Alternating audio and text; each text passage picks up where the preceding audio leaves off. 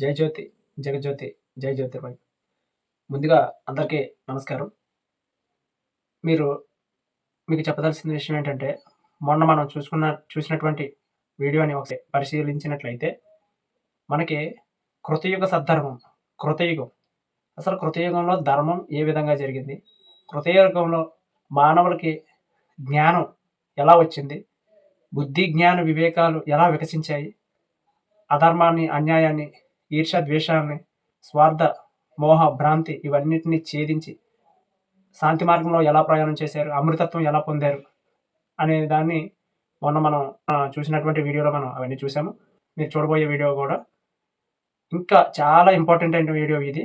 ఈ వీడియోని కూడా మీరు సూక్ష్మంగా చూసినట్లయితే ఆ కృతయుగ సద్ధర్మంలో దివ్య జ్ఞానం ఎలా అందించబడింది, ప్రపంచం ఎలా శాంతి పొందింది, అనేక విషయాలు.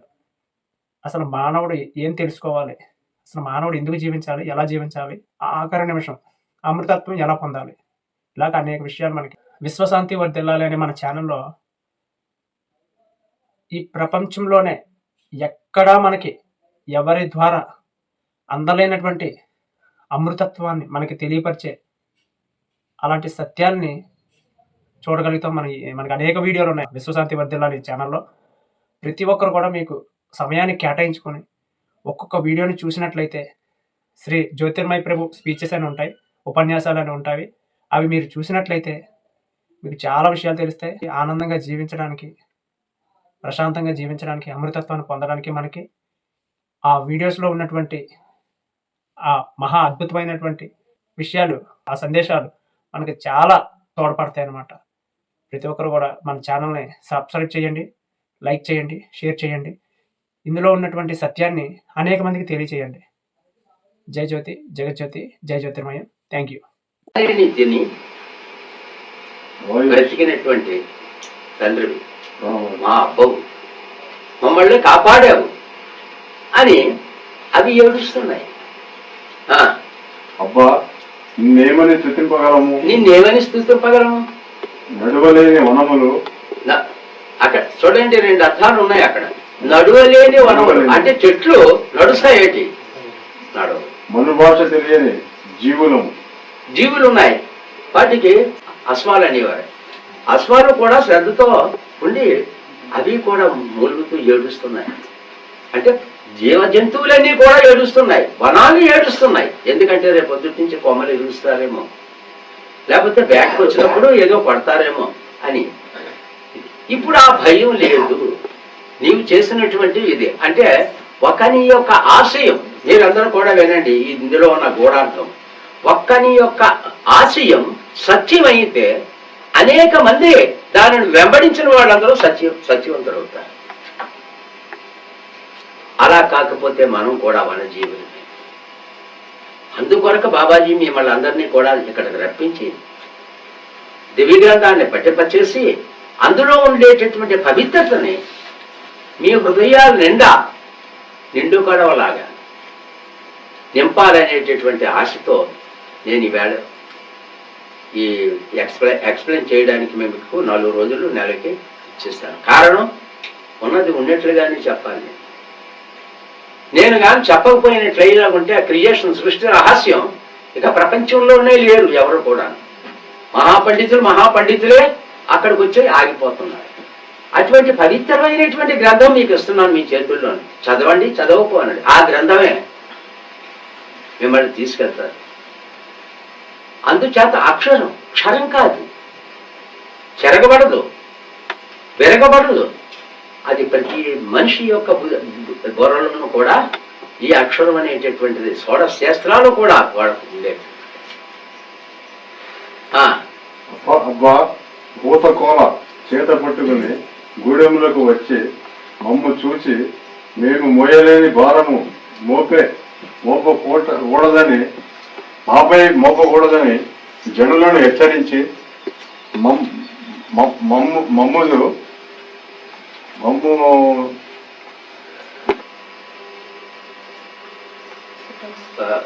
దివ్యజ్ఞులు, వీళ్ళందరూ కూడా దివ్యజ్ఞులు. వీళ్ళందరూ కూడా అంటే ఇంక్లూడింగ్ పెద్ద వాళ్ళు, మంత్రులు, ఇంత్రులు అందరూ కూడా అక్కడే ఉన్నారు. అక్కడే ఉన్నారు, కానీ ఎవరికి నోరు రాలేదు మాట్లాడడానికి. ఒక్కటే కన్నీరు, నమస్కారం. ఆ హృదయ వేదన దివ్యస్థలీయ యొక్క రూపం ధరించింది. బ్రహ్మశ్రీ ప్రచోదన జ్యోతిర్మయ పరబ్రహ్మ ఆశీర్వాదపు అభయాస్తము సూచన జనులందరూ రెండు చేతులు జోడించి ప్రణామము చేయుచుండ బ్రహ్మశ్రీ ఆశీర్వాదపు అభయాస్తము ఛాయను దర్శించుచున్న వనవృక్షములు వనజీవులు తమలో లేము అబ్బలందరకు దొడ్డబ్బైన శ్వాసుడు అబ్బయండబు దివ్య భవనములలో తామును నిండునట్లు బ్రహ్మశ్రీ అభయాస్తమును ఆశీర్వించనని గ్రహించుకున్నవై బ్రహ్మశ్రీ జ్యోతిర్మయ పరబ్రహ్మకు. దీనికి కారణం వాళ్ళు కూడా చూడలేకపోతున్నారు. వనజీవులు దుఃఖపడుతున్నాయి, వనాలు కన్నీరు కారుస్తున్నాయి. అక్కడ ఉన్న వాళ్ళందరూ కూడా తమ్మును తాము మర్చిపోయి ఉన్నారన్నమాట. అంటే కన్న బిడ్డని తల్లి ప్రేమిస్తూ ఉంటుంది. ఆ బిడ్డ శరీరం విడిచిపెట్టినట్లయితే ఆ తల్లికి ఎంత దుఃఖమో అలాంటి దుఃఖం కూడా కాదు. నేను ఎందుకు బ్రతకాలి, వెళ్ళిపోతే మంచిదేమో అనేటటువంటి ప్రేమ అతనిలో నుంచి వచ్చి ఈ ప్రపంచాన్నే రూపు మాపేసింది. ఈ రూపం ఆ రూపం కాదు, ఇది కొత్త రూపం, విజ్ఞానంతో కూడింది. విజ్ఞానులు అనుకున్న వాళ్ళందరూ కూడా అజ్ఞానులు అవ్వచ్చు, కానీ ఆనాడు అజ్ఞానులకి విజ్ఞానం ప్రబోధించారు వాళ్ళు. ఆనాడు అజ్ఞాన దశలో ఉన్న వాళ్ళకి విజ్ఞానం ప్రబోధించారు. ఈవేళ విజ్ఞానం చదువుకోముండేటటువంటి వాళ్ళందరూ కూడా ఎందులోకి వెళ్తున్నారు, అజ్ఞానంలో పడుతున్నారు. అందుచేత మనం ఎలా ఉండాలి అనేటటువంటిది జ్ఞానోపదేశం చేస్తుంది. అడవి, నోరు లేని జంతువులు, పురుగులు, ఒకటేమిటి అన్ని జీవులు కూడా అతను కారణం. దీనికి ఒకటే ఒక కారణం, జ్ఞాపకం ఉంచుకోండి. అతను ఎప్పుడు ఏమి తినలేదు, అతను ఎప్పుడూ ఏమీ త్రాగలేదు, అతను ఎప్పుడూ నిద్రపోలేదు. ఎక్కడ అపవిత్రం జరుగుతుందో అని చెప్పేసి గ్రామాలు అలాగ తిరుగుతూ ఉండేవాడు. ఆ కన్నీటి అంటే అప్పుడు స్థితిని ఇంకా వివరించి చెప్పాను అంటే ఇంకా నేను ఉండను, నేను వెళ్ళిపోతాను. అని ఎందుకు గురించి కారణం ఏమిటి, ఇప్పుడు ప్రపంచం చూచేటటువంటి స్థితి కాదు నాది. కాబట్టి అనేక విషయాలు దివ్య గ్రంథంలో మీరు తెలుసుకోగలుగుతారు, మీరు చదవండి అంటున్నారు. అది అక్షరం, క్షరం కాదు, చెరగబడేటటువంటిది కాదు, క్షరమైనటువంటిది కాదు, అక్షరం. ఆ అక్షరమే మొట్టమొదట తొలి దశ. అందుకే మీ పూర్వులకు ప్రసాదించినటువంటి జ్ఞానాన్ని ఈ అంతిమ కాలంలో మీకిస్తున్నాను అని అంటుంది దివ్య గ్రంథం. కిరణమాల అంచేత కిరణమాల ఈ దివ్య గ్రంథం కూడా రెండు కూడా కలిపితే సంపూర్ణం అవుతుంది. కిరణమాల సృష్టి రహస్యాన్ని చెప్తుంది, దివ్య గ్రంథం మృత్యువు యొక్క స్థితిని చెప్తుంది. రాబోయేటటువంటి కామెంట్రీ అన్ని కూడా మోసం దగాలు చెప్తున్నాయి. మోసం దగా నుంచి మీరు తప్పుకోండి. మీకు ఒక శక్తి ఉంది. ఏమిటి ఆ శక్తి అంటే స్వతంత్రం. మీ మనస్సు దివ్య గ్రంథం మీద ఉంటే దివ్య గ్రంథంలో ఉన్నట్టు మీ మనస్సు పోతుంది. అలా కాకుండా కేవలం ప్రకృతిగా స్వరూపంలోనూ ఉంటే మనం ఇక్కడ వాడమే. కానీ పెద్దాపురంలో నేను ఉండేటప్పుడు ఒక కుబేరుడు, ఆంధ్ర రాష్ట్రానికే కుబేరుడు, అటువంటి ఆయన రాత్రి 1 గంటకు వచ్చాడు. వచ్చి నన్ను లేపాడు. అక్కడ ఉండేటటువంటి విధానంలో నన్ను లేపాడు. నేను మామూలుగా అందరూ వచ్చినట్టే ఏదో మనిషి వస్తున్నారు అని చెప్పేసి నేను అనుకున్నాను. వచ్చాడు, నమస్కారం చేశాడు, కూర్చున్నాడు. ఎక్కడి నుంచి వచ్చావు బాబు అంటే నా ఏది కడుగుతాడు. ఇంక చెప్పక పేరెత్తకో. అతను బిలియనర్. అతను వచ్చాడు, కడుపు తట్టాడు, లేచాడు, వెళ్ళి చూశాడు. ఎందుకు వచ్చావు, ఎవరు, ఎక్కడి నుంచి? నాకు శాంతి కావాలి బాబా అన్నాడు. ఏమన్నాడు? శాంతి కొరకు వచ్చాను ఈ రాత్రి పూట అన్నాడు. అంటే నేనేమో ఆ రోజు వచ్చింది కారు మీద వచ్చాడు, ఎవడో ఏదో జరిగిందని చెప్పేసేసి నేను అనుకున్నాను. వచ్చిన తర్వాత కాళ్ళకు నమస్కారం చేశాడు. ఎవరో చెప్పారట అతనికి. నమస్కారం చేస్తే నేను నమస్కారం చేయాలి, నేను ఆశీర్వదించాను. అప్పుడు నా దగ్గర ఎలా ఏమిటి నా దగ్గర ఉండేది, కొంచెం బట్ట వేసుకునేవాడా నీకు తెలీదు, తెలిసిన వాళ్ళు ఉన్నారు, చెప్పండి అయ్యా. అప్పారావు చెప్పు, ఎలా ఉండేవాడిని? బట్టలు లేవు, కౌపీనం కట్టుకుండేవాడు. అప్పుడు నేను అన్నా, కౌపీనం కట్టుకొని ఇక్కడ ఏకాంతంలో ఉండేవాడు, నీకేం శాంతి ఇవ్వగలరు అలాగన్నాను. లేదు బాబా గారండి, మీరు బాబాజీ అంట, మీరు శాంతి ఇస్తారట నాకు తెలిసింది, అందుకే నేను వచ్చాను రహస్యంగాను. మరి పగలైతే ఎవరైనా చేస్తారేమో అని. నువ్వు చాలా మంచివాడు అయ్యా, మరి నీకు శాంతి ఇస్తాను, నేను ఒక పని చెప్తాను, చేస్తావా అన్నా. చేస్తావా అని అన్నాను. ఎందుకంటే చరిత్ర కాబట్టి చేసేసి పేరు పెట్టను, కానీ ఒక కుబేరుడు అని పేరు చరిత్రలో వస్తుంది అన్నాను. అనేసరికి అతను చెప్పిన మాట నిజంగా ఇప్పుడు నేను చెప్తే మీరు బాధపడతారేమో. నా భార్య నా ఎదుటనే పరపురుషులతో తిరుగుతుంది, నేను ఎవరికి చెప్పింది అని అడిగాడు. ఒకే మాట. అందు గురించే నేను వచ్చాను. బ్రతకాల, శరీరం విడిచిపెట్టాలి, రెండు అంటే ఆత్మహత్య చేసుకోవాలి అడిగాడు. అప్పుడు నేను ఒకే ఒక మాట చెప్పాను. పుట్టేటప్పుడు నువ్వు అక్కడికి వచ్చావా, ఆవిడని తీసుకొచ్చావా? నేను ఒక్కడనే వచ్చాను, మధ్యకాలంలో వచ్చిన్నది, మధ్యలో వెళ్ళిపోయింది, నీకేమి సరిగా ఉండు అన్నాను. అని అంటూ ఇంకోటి అన్నాను, దీనికి కారణం ఏమిటి అంటే నీ దగ్గర ఉన్న డబ్బు అన్నాను. నువ్వు ఆ డబ్బు అంతా పంచిపెట్టేసేయి, పేదలకు ఇచ్చేయి, నువ్వు వచ్చేసి మా కొండ మీదకి అన్నాను. నువ్వు ఒక నయా పైసా తేవద్దు, నీ ఆస్తి అంతా నేను పడేసుకున్నానని అంటారు. నువ్వు చేతులు కడిగేసేసుకొని నా దగ్గరకు వచ్చి అన్న. అతను వస్తాడా? ఏం మార్చారో? అయ్యో ప్రచోదన పరబ్రహ్మ జయమృక్షం జమ్మపై ఆశీలమైంది. ఎక్కడున్నాడు ప్రచోదనుడు? ఎక్కడున్నాడు? భవనంలో లేడు, ఆ వేప చెట్టు కింద కూర్చొని ఉన్నాడు. అల్లది అక్కడ ఉంది నాది, మర్రి చెట్టు నాది, అక్కడ కూర్చుంటాం. మీరు ఎప్పుడైనా వస్తే అక్కడికి రండి. నేను ఆ వేళ అతనికి అది ఈ వేళ నాకు అది, ఇదంతా పుట్టింది వేస్ట్ అని చెప్పేసి నేను అది కూడా అనుకున్నాను. 1969 సంవత్సరం అక్టోబర్ 13వ తారీఖుని నేను శరీరం విడిచిపెడతామని చెప్పేసి పెట్టిన తయారు చేసుకున్నాను. ఏమిటి మీకు తెలియదు, తెలుసా? అపారం నీకు తెలుసు కదా. వాటవరట్లో పెట్టిన తయారు చేసుకొని 13వ తారీఖు నేను శరీరం విడిచిపెట్టేస్తున్నాను, వెళ్ళిపోతాను. ఎక్కడి నుంచి వచ్చాను అక్కడికి వెళ్ళిపోవాలి అంటే రాజబాబు ఒక ప్లాన్ వేసాడు. అతను భలే ప్లాన్ మనిషి. గోపాలరావు గారు భార్య దగ్గరికి వెళ్ళాడు. అమ్మ మీరు వస్తే కరెక్ట్, మీరు రాకపోయినట్లయితే బాబాజీ ఉండరు అని ఆవిడతోటి వెళ్ళి చెప్పి ప్లాన్ వేశారు. ఆవిడ నా దగ్గరికి ఎందుకు వచ్చింది అంటే పిల్లల కోసం వచ్చింది. పిల్లల సంతానం లేదు, డబ్బు ఉంది. నా దగ్గరికి వచ్చి బాబాజీ నాకు అందరితో రారు, వాళ్ళు రాజులు అన్నమాట, వాళ్ళు రాజులు.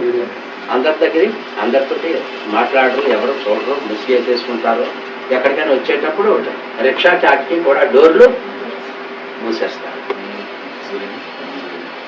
రాజుబాబు వెళ్ళి ఏదో కొన్ని మాటలు చెప్పాడు.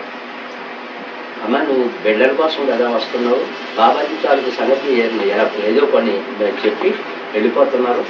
బిడ్డ పేరుని బాబాజీని నువ్వు రక్షించు, బాబాజీ నీ కొడుకుగా ఉంటాడు అని చెప్పేసి చెప్పాడు. ఆ అమ్మ వచ్చేసింది 13వ తారీఖు. అయితే 12వ తారీఖుని ఇది జరిగింది. 13వ తారీఖుని నేను వెళ్ళిపోతున్నాను.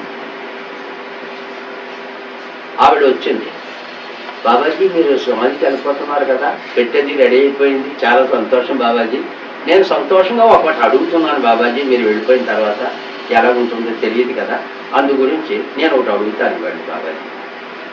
పిల్లలు కదా, బిడ్డలు కదా అడుగుతుంది, బిడ్డలు లేరు కదా అని కదా వస్తున్నావు, కాబట్టి బిడ్డని ఇవ్వమని చెప్పేసి అడుగుతావు అని చెప్పేసి అనుకున్నాను నేను. అనుకున్నాను. అనుకొని ఏమి కావాలమ్మా అడుగు. బాబాజీ నా కోరిక ఒకటి నెరవేర్చండి. చెప్పు, నెరవేరుస్తాను అన్న. అలా పనికిరాదు, నీళ్లు నా చేతులు పోయాలన్న. ప్రక్కనేమో పూజతో నీళ్లు ఉన్నాయి, కానీ ఆ వేళ నీళ్ళు లేవు, పూజలు నీళ్లు లేవు. వీరిద్దరు దేవుళ్ళు మీ ఇద్దరి కోసం చెప్తున్నాను, నీళ్ళు లేవు. నీళ్ళు లేకపోతే మరి నీళ్లు అంటే దీన్ని నీళ్లు దారపోసారు అలాగని చెప్పేసి అని అంటారు కదా మన వాళ్ళు కూడాను. ప్రమాణానికి చిహ్నం అడిగితే సరే నువ్వు అడుక్కో అన్నా. నేను ఇస్తాను, నువ్వు చెప్పినట్టే నేను ఇస్తాను, చెప్పు మా అడుగువాలి అని. అడుగంటే బాబాజీ మీరు సమాధికి వెళ్ళకూడదు అన్నది. అందరికీ అన్ని ఊర్లకి తెలిసిపోయింది, డివోటీస్కి తెలిసిపోయింది, మీరు సమాధికి వెళ్ళకూడదు, అదే నా ఆశ. దివ్య గ్రంథం రాసి లోకానికి ఇచ్చేసి మీరు వెళ్ళిపోతారు. ఎలా ఉంది? క్రియారూపాలు, చరిత్ర, అంతేకాని కట్టుకథలు కాదు. మనుషులు ఉన్నారు ఇప్పటికీ కూడా. అలాగా అక్కడ దివ్యజ్ఞులు ఉన్నారు, ప్రచోదనుడు ఉన్నాడు. ఆ చదువమ్మా. ఆవిడికి నేను ఏమిచ్చాను? ఆవిడ ఏమి కావాలి అని కోరుకున్నది? కొడుకుని కావాలని కోరుకున్నది. కానీ లాస్ట్ మూమెంట్లో ఆవిడ కొడుకు నీతో వస్తాడా, నువ్వు బాబాజీతో వెళ్ళాలి అని చెప్పేసి అని చెప్పాడు. రాజుబాబు వెళ్ళి అక్కడ చెప్పాడు. ఆవిడ వచ్చింది నా దగ్గర ఈ విధంగా. అందరికీ తెలిసిపోయింది బాబాజీ బ్రతికుండగానే సమాధికి వెళ్ళిపోతారని చెప్పేసి పెట్టి ఎంత చాలా బ్యూటిఫుల్గా తయారు చేశారండి. ఆ పెట్టి చాలా కాలము పొరట్లో ఉండేది. అందుచేత నేనేమంటున్నాను అని చెప్పేసానంటే, క్షరం కానిటువంటి విషయాలు అక్షరం అయ్యి ఉండినప్పుడు మీరు కూడా అక్షరం ఇవ్వాలి అని నా ఆశ.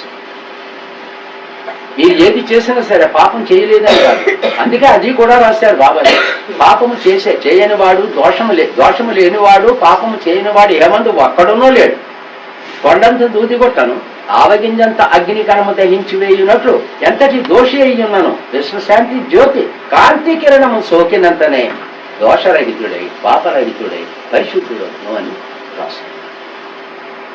నేను క్రియారూపంగా ఆచరిస్తానంటాను. అలాగే నేను నా బిడ్డలేనటువంటి వాళ్ళు క్రియారూపంగా ఆచరించాను. కనీసం 100 మాటలు నా ఇవి విని ఒక మాట చేస్తే చాలు. అలా 100 మాటలు చెప్తాను. కాబట్టి 100 మాటలు మీరు తెలుసుకున్న వాళ్ళే అవుతారు. చదువు.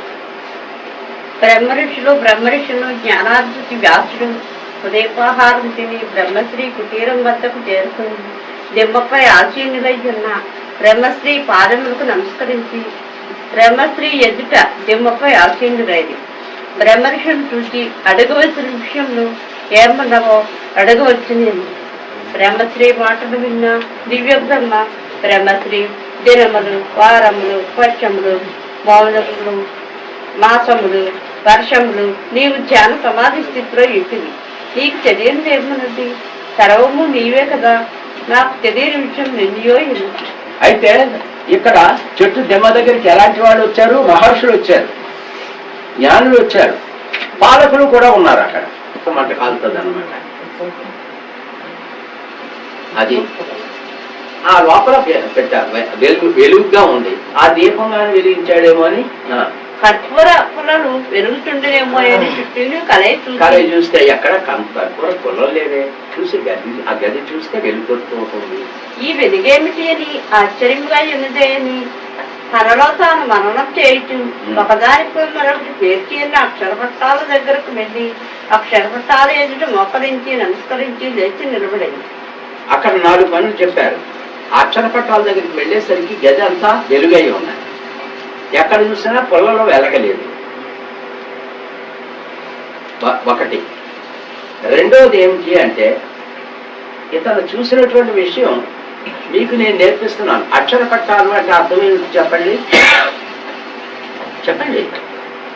అక్షరపట్ట అంటే ఏమిటి? ఈ కాలంలో ఈ మీద రాస్తున్నాం. ఆ కాలంలో ఆ? అది రేకులు అవ్వచ్చు.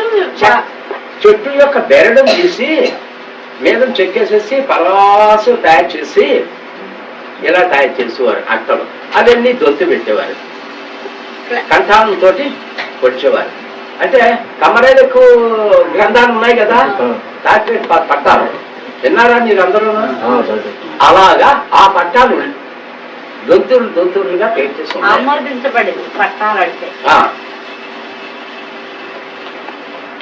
అత్తరు అక్షర పట్టాలు దంతం నుండి సుందరవర్ణ చిద్రపు కాంతులు ఆ పట్టాల నుంచి ఏమిటి వస్తున్నాయట? రంగురంగులు కాంతి వస్తున్నాయి, రంగురంగులు కాంతులు వస్తున్నాయి. ఒక కాంతిలో మరొక కాంతి అంతర్గతం అవుతున్నాయి. కొన్ని కాంతులు ఒక కాంతితో మరో కాంతి కలయిచుండా, కొన్ని కాంతులు ఒక కాంతిని మరో కాంతి భ్రమించింది. అంటే ఇక్కడ రెండు అర్థాలు. ఒక కాంతి ఉన్నది, తెలుపు ఉన్నది, తెలుపుని నీలి రంగు అలా తిరుగుతుంది. ఎరుపు ఉన్నది, పసుపు రంగు అలా తిరుగుతుంది. అర్థమైందే లేదా? విజయార్ అంటే చూడండి, ఆకాశం మీద ఒక్కోసారి అది ఏమంటాం, ఇంద్రధనస్సు అంటాం, తెలిసిందా? అలాగా ఆ ఒక దాంట్లో ఒకటి కలుస్తున్నాయి కాంతులు, అక్షరపటాలు నదిలో. అది కాంచిన వ్యాసుడు భయాశ్చర్య ఆనందంతో, భయము ఆశ్చర్యం ఆనందం రేపు ఎది కేక వేసి కుటీరం నుండి బయటకు వచ్చేసాడు, భయపడిపోయి. బ్రహ్మశ్రీ పాదములకు నమస్కరించి, ప్రభు అక్షరపట్టాలు ముట్టుకున్నట్టుకు నేను అదుగుండునా ప్రభు. చూడు ఎలా అడుగుతున్నాడు. ఇతను చూస్తే జ్ఞానానికి అధిపతి. గుణారాగం తీసుకుంటే అతను లోపల ఉండేటటువంటి పాపపు సంకల్పాలన్నీ కూడా హరించిపోతున్నాయి.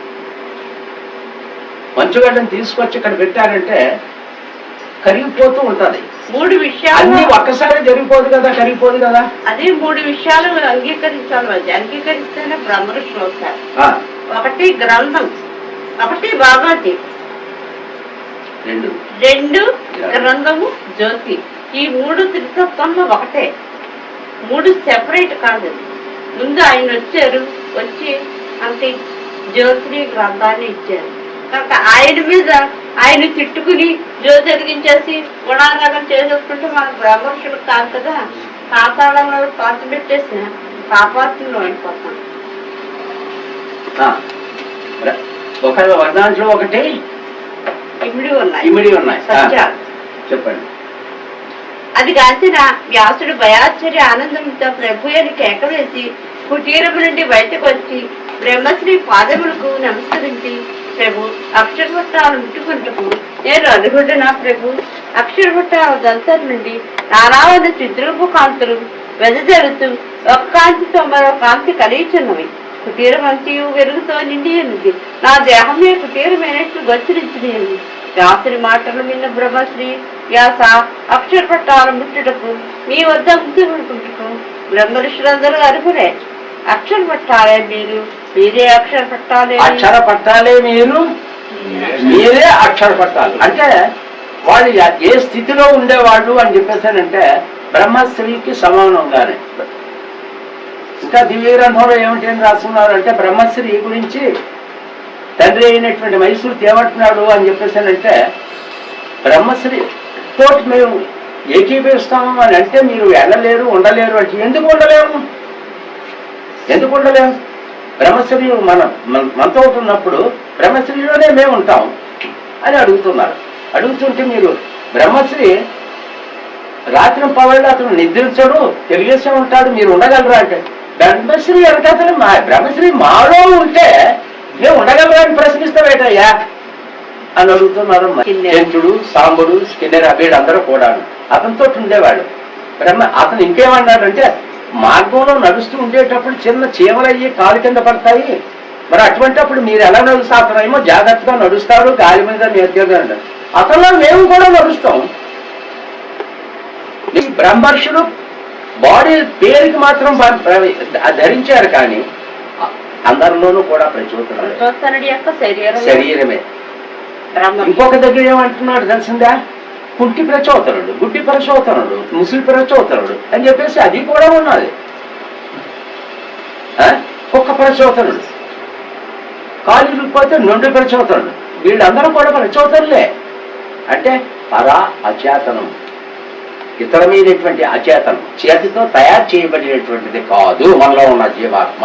అది జ్ఞానమై పాదములకు నమస్కరించి లేచి నిలబడగా జ్ఞానమై ఆ చెరవట్టాల దద్దర్లను తీసి బ్రహ్మర్షికి అందించింది. కొన్ని పట్టాలు జ్ఞానమై తీసుకుని అందరూ కలిసి బ్రహ్మశ్రీ వద్దకు వచ్చి పట్టాలను బ్రహ్మశ్రీ పాదముల వద్ద ఇచ్చింది. అంతవరకు నువ్వు దివ్యభవనంలో ఉన్న బ్రహ్మజ్ఞుల ఆత్మలతో కలిసి ఇంటికి బ్రహ్మర్షులందరినీ కలిగి చూసి నీకు తెలుసుకోవలసిన విషయములన్నింటిలో ప్రధానమైన విషయములు రెండు. ఒకటి ఆది, రెండు అంతం. ఆదిలో ఎన్నదో అంతం ఉండును, ఆది లేనిచో అంతం ఉండదు. ఇప్పుడు ఇంకొక కొత్త సంగతి మీకు తెలియపరుస్తున్నాను. బాబాజీ ఉన్న దగ్గరే మాయ ఉండదు అని చెప్పేసి అని చెప్పారు. అందరికీ కొంతమందికి తెలుసు. అయితే బాబాజీ చేసేటటువంటి క్రియలు కొన్ని ఉన్నాయి, అవి మనుషుడికి విరుద్ధమైనటువంటి క్రియలు. తాపీ మేస్త్రి పెద్ద భవనం కట్టాడు. తాపీ మేస్త్రి కట్టాడా, తాపీ మేస్త్రి దగ్గర ఉన్న తాపీ కట్టిందా? అర్థమైందే నేను చెప్పింది. ఒక భవనం కట్టాడు, తాపీ మేస్త్రి వచ్చి భవనం కట్టించిన వాడు కట్టాడా, లేకపోతే తాపీ మేస్త్రి కట్టాడా, లేక అతని చేతిలో ఉన్న తాపీ కట్టిందా? ఈ మూడు ప్రశ్నలకి సమాధానం ఎవరు చెప్తారో వచ్చే నెల రాసుకొని రావాలి. వచ్చే నెలలో వచ్చినప్పుడు చెప్పాలి. అప్పుడు మీకు దివ్య గ్రంథం తాలూకు విశిష్టత అశ్వాలిమిలో ఉంది. అన్ని కూడా చైతన్య దీపిక. అదే బిందువు దగ్గర అప్పుడు ఒకదాన్నొకటి ప్రవహిస్తూ ఉంటుంది. ఇందులోనే ఉన్నాయి అవి, మీరు చదువుకోండి. అంటే దీనికి అర్థం రెండు అర్థాలు వస్తాయి. తల్లి లేకపోతే బిడ్డ ఉందా? బిడ్డ లేదు. 2 రూపాయలు వస్తున్నాయి. కాబట్టి ఆ 2 రూపాయలకి ఆధిపత్యం ఎవరు? తల్లి. తల్లే అక్కడ కింగ్ అయిందనమాట. కింగ్ అంటే కాదు, భూచక్రవర్తి. ఆమె తాలూకు మాటలలోనూ ఆవిడ తాలూకు ప్రవర్తన సరళిలోనూ భూమి మీద ఇంతవరకు ఎవరు పుట్టలేదు, పుట్టబోరు. భూచక్రవర్తి ఆమె. దూరమైనటువంటి విరోధులైనటువంటి వాళ్ళ పిల్లలు కూడా తన కడుపులో దాచుకున్నట్లుగా వాళ్ళకి సమాధానాలు చెప్పి రాజ్యాన్ని నడిపించింది ఆ అమ్మ. అటువంటి అమ్మ అంటే 2 కాళ్ళు పొట్టి, వెనకాతల కాళ్ళు పొడుగ్గా ఉంటాయి. ఇలా పొట్ట చింపుతుంది. పొట్ట ఓపెన్ చేస్తారు, అందులో నుంచి పిల్లలు పైకి వస్తాయి.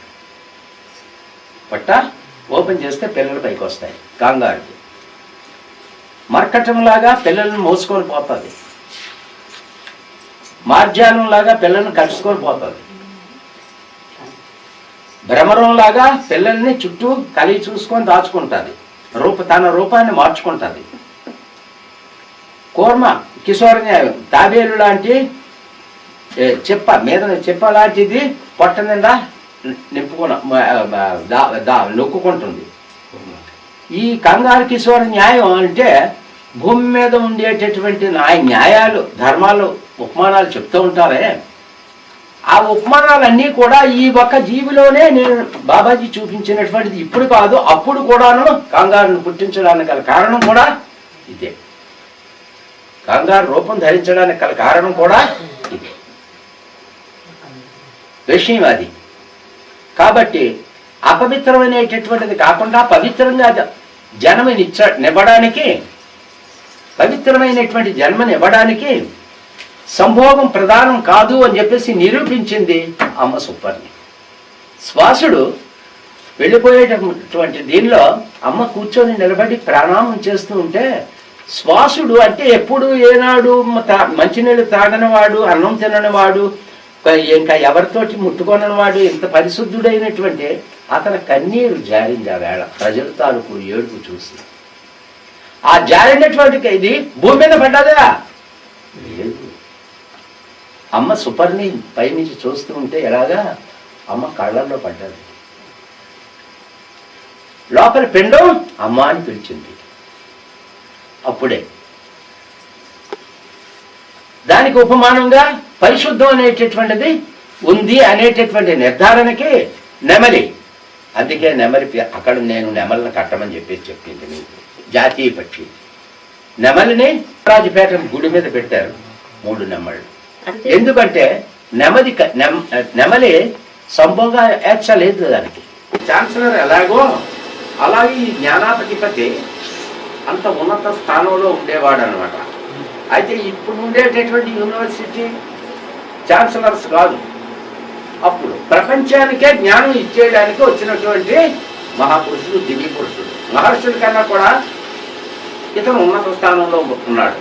యంత్ర బూరలో ఈ దినమున మనమంతా బ్రహ్మశ్రీ సనాతన స్వయంభవు ప్రచోదన జ్యోతిర్మయ పరబ్రహ్మ సన్నిధిలో దడ్డబ్బలందరకు దడ్డబ్బ అయిన శ్వాసల అబ్బ యొక్క దివ్యత్వమును తెలుసుకున్నటకు ఇక్కడకు చేరితిమి. దైవం దగ్గరికి వచ్చి చెప్తున్నాడు, అంతవరకు కూడా భూమి మీద అక్షరం లేదు. భూమి మీద ఏం లేదు? అక్షరం లేదు అంటే చదువు లేదు అనమాట. సూపర్ జయాభిషేకం జరిగింది.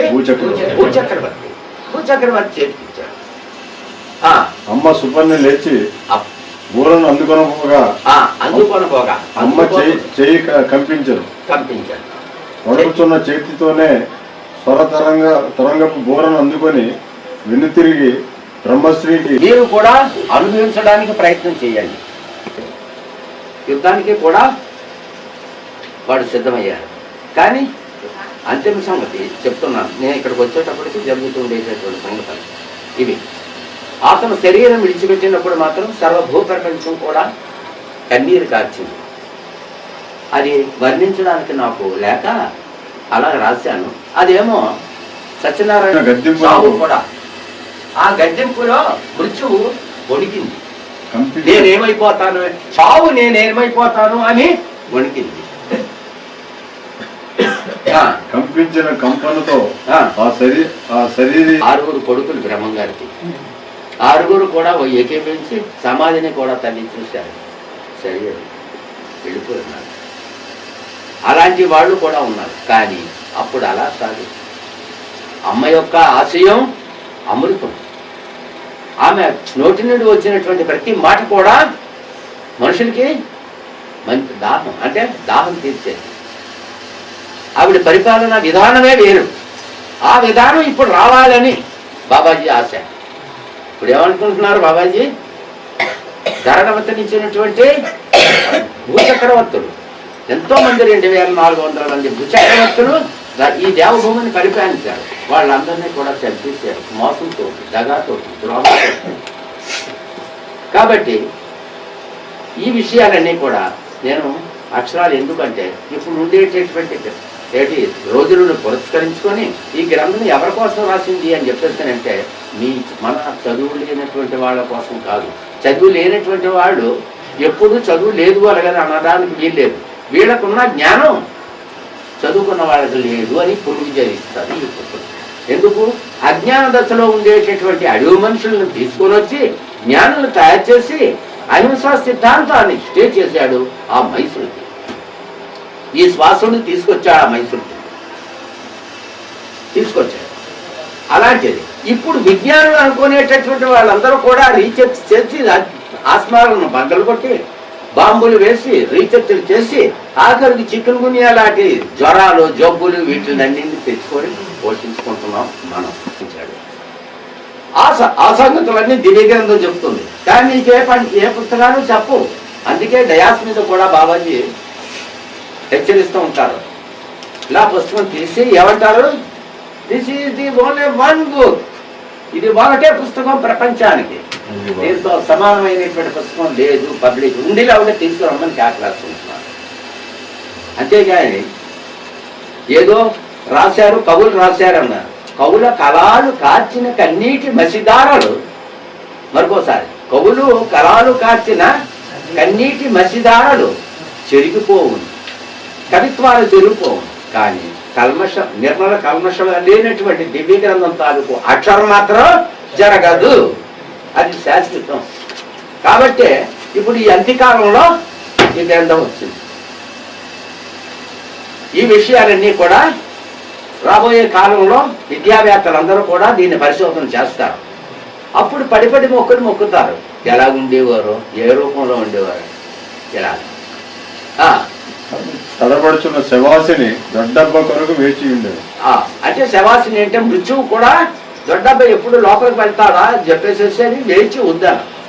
మృత్యువు కూడా ఉంది. ఒక దినాన్ని మహమ్మదీ వారు శరీరం విడిచిపెట్టడానికి టైం వచ్చేసింది. అప్పుడు అందరినీ కూర్చోబెట్టి అలాగే అన్నీ కూడా చెప్తున్నారు. ఇదిగో నేను శరీరం పెడుతున్నాను కాబట్టి మీరందరూ కూడా ఇలా చెయ్యాలి, సమాధిని ఎలా ఉంచాలి అని అన్నీ నేర్పుతున్నాడు. ఆ సమయానికి తన టైం అయిపోయింది, వచ్చేసింది. అంటే వచ్చేస్తున్నా హైరో ఆగు విద్యాలయంలో ఆగు భారతదేశం నీ ఎవరు పరిపాలిస్తారో అలాగా ఎలాగని చెప్పేసి నేను ప్రశ్నలు వేసుకున్నాను. అసలు ప్రపంచానికి ఇచ్చినటువంటి సందేశము ఏమిటి?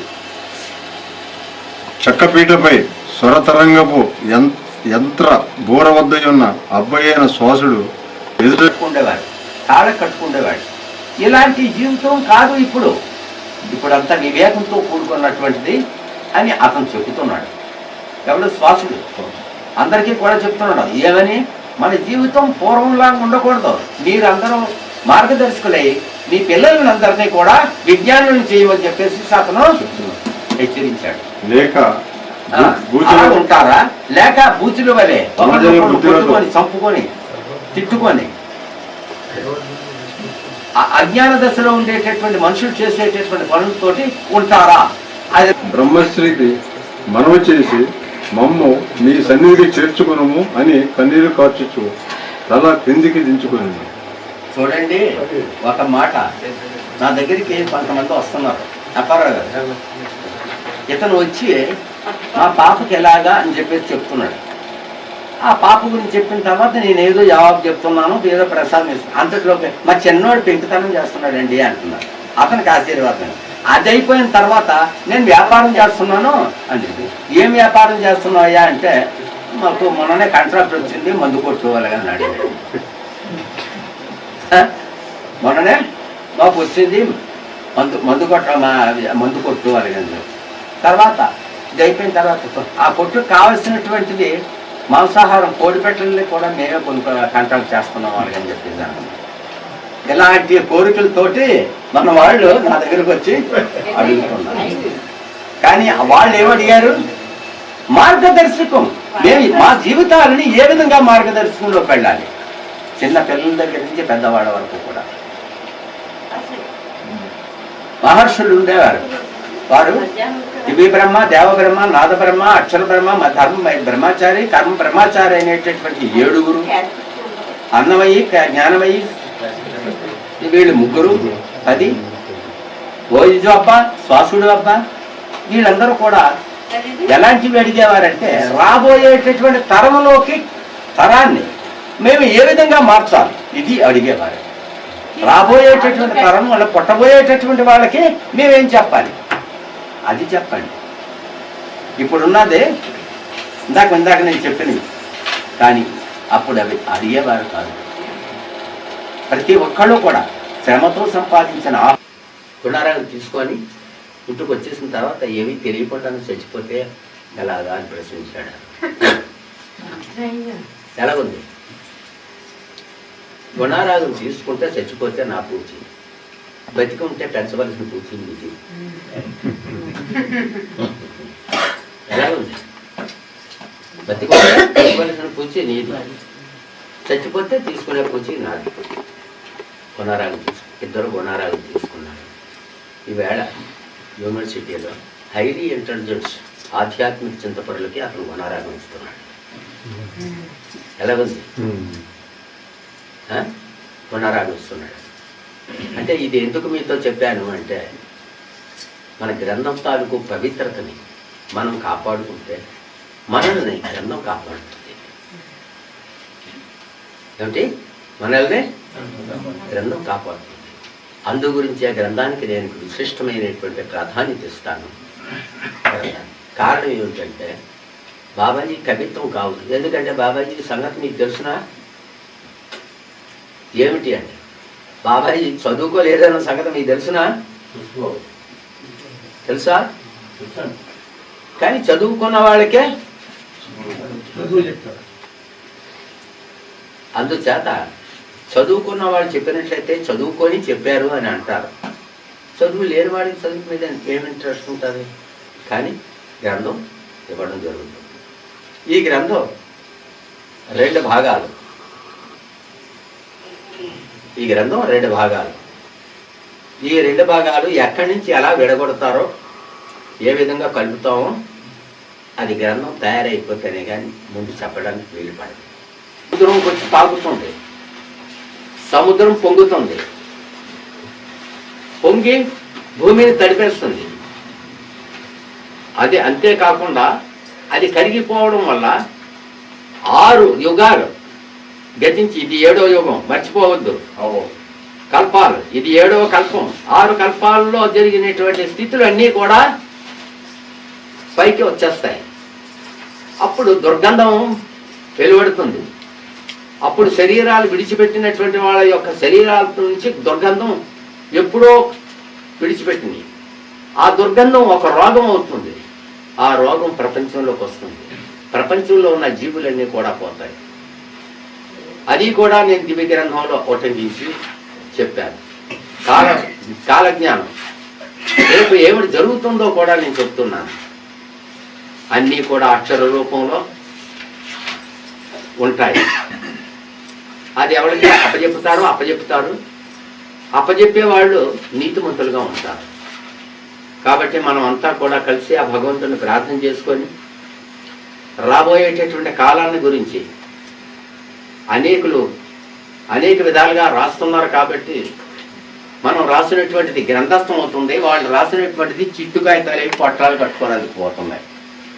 నేను చెప్పింది అర్థమైందా? చిట్టు కాగితాలు అవి పొట్లాలు కట్టుకునేందుకు న్యూస్ పేపర్లో ఇస్తున్నారు, చదువుతున్నారు. ప్రజల హృదయాల్లో మాత్రం లేదు. అందుకే దివ్య గ్రంథం ఏ ఇంటిలో ఉంటుందో, ఇల్లు అంటే ఇదొక ఇల్లు, ఉండడానికి అదొక ఇల్లు. గ్రంథం ఉండేటటువంటి లోపల ఉండేటటువంటి సారం అంతా ఈ ఇంట్లో ఉంది, మన గుండెల్లో. దాన్నే ఆత్మజ్యోతి అన్నాం. ఆ జ్యోతిని ఎవరైతే ధ్యానిస్తూ ఉంటారో వాళ్ళు నీతిమంతులుగా పరిగణించబడతారు. కాబట్టి ఆ విషయాన్ని అవగాహన చేసుకొని మీరు తరిస్తూ అనేకుల్ని తరించేటటువంటి మార్గదర్శకులుగా మీరు ఉండండి. అది నాకెంతో సంతోషమైన ఇది. కృపా సత్య సంపూర్ణుడు, సర్వసృష్టికి ఆది సంపూర్ణుడు, మహిమాస్వరూపి, అనంత జ్ఞాని, అగోచరుడు, త్రికాల వేది అయి ఉన్న సర్వేశ్వరుడు ఈ సర్వ భూప్రపంచమును సంరక్షించునుగా. తథాస్తు. శుభమస్తు. జై జ్యోతి జగత్. అందరికీ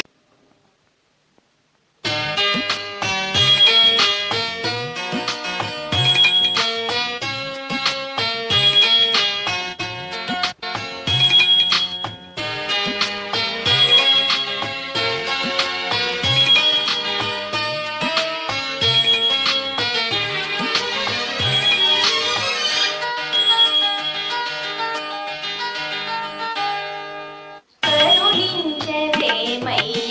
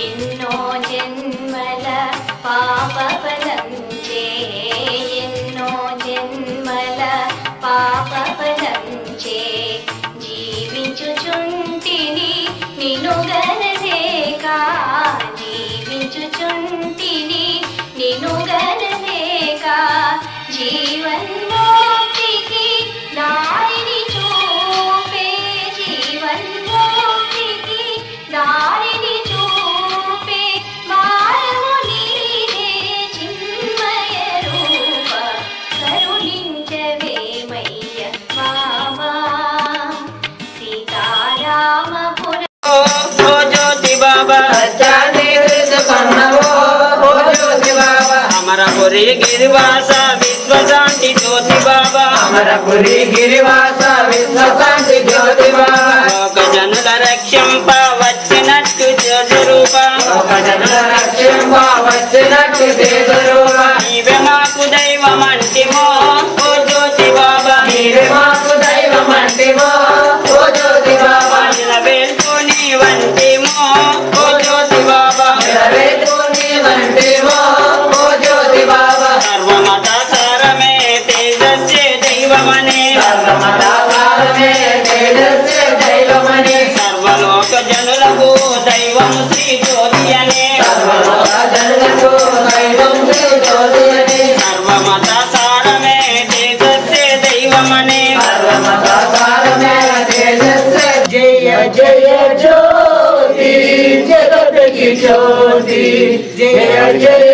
ज्योति जगत की ज्योति ఓ జ్యోతి బాబా सर्वं दानयन्देवो ओ ज्योति बाबा అమరపురి గిరివాస విశ్వశాంతి జ్యోతి బాబా अमरपुरी गिरिवास विश्वशांति ज्योति बाबा లోక జనుల రక్షంప వచ్చినట్టి తేజరూప జనుల రక్షింప వచ్చినట్టు తేజరూప నీవే మాకు దైవమంటివో ఓ జ్యోతి బాబా నీవే మాకు దైవమంటివో ఓ జ్యోతి బాబా నిలవేల్పు నీ వంటివో ఓ జ్యోతి బాబా నిలవేల్లు నీ వంటివో ఓ జ్యోతి బాబా అమరపురి గిరివాస విశ్వశాంతి జ్యోతి బాబా అమరపురి గిరివాస విశ్వశాంతి జ్యోతి బాబా అమరపురి గిరివాస విశ్వశాంతి జ్యోతి బాబా అమరపురి గిరివాస విశ్వశాంతి జ్యోతి బాబా అమరపురి గిరివాస విశ్వశాంతి జ్యోతి బాబా అమరపురి గిరివాస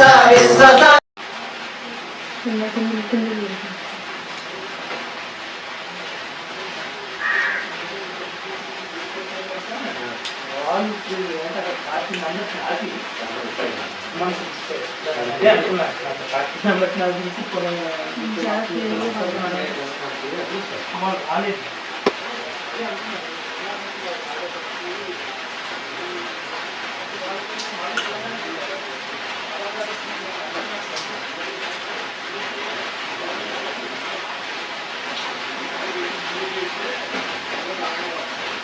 ఏమి సన్నా పోవచ్చు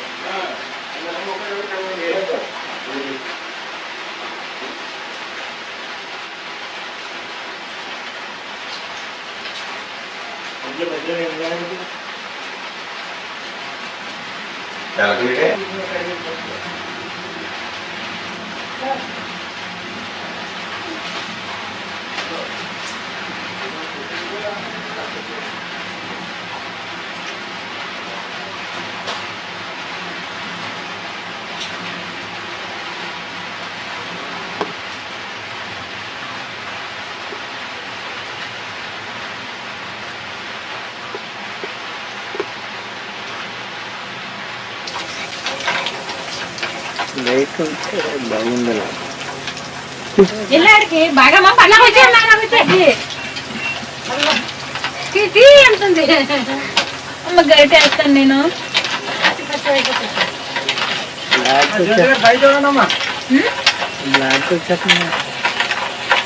మరి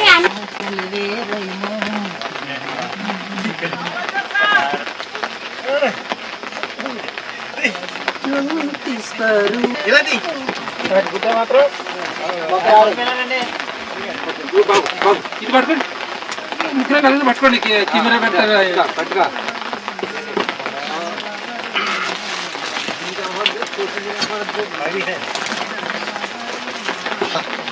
బాబు తీయండి ఇలా ఏంటండి ఈ సీక్రెట్ అండి ఈ సీక్రెట్ అండి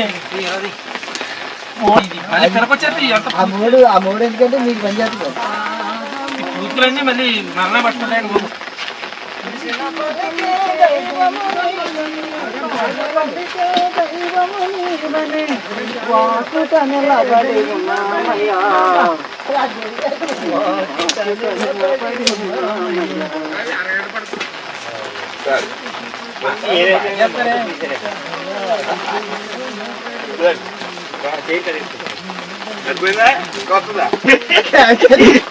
అది తీసేయండి తుప్పండి అది దుప్పండి అయ్యో గోతి తీసేయండి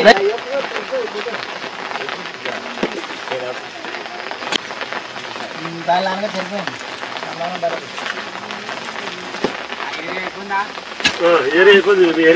ఎలా ఉంది బందర్